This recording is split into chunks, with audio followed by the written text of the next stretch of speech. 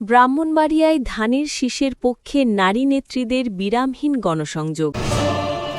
দেখছেন ডিজিটাল ব্রাহ্মণবাড়িয়া.com।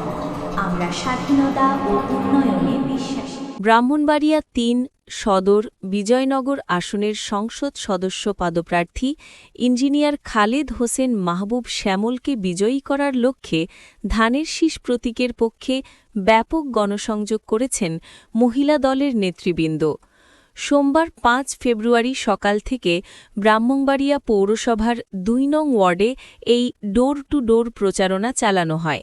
সকাল ১০টা থেকে শুরু হওয়া এই গণসংযোগে ট্যাঙ্কের পাড়, পশ্চিম পাইকপাড়া ও কমার্শিয়াল মোড়সহ এলাকার বিভিন্ন অলিগলিতে সাধারণ ভোটারদের দাঁড়ে দাঁড়ে যান নারীকর্মীরা।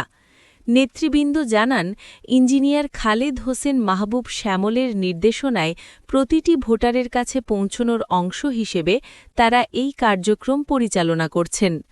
মহিলা নেতাকর্মীরা বাড়ি বাড়ি গিয়ে ধানের শীষে ভোট প্রার্থনা করছেন এবং লিফলেট বিতরণ করছেন। আজ রাত ১০টা পর্যন্ত এই প্রচারণা কার্যক্রম অব্যাহত থাকবে বলে তারা জানিয়েছেন।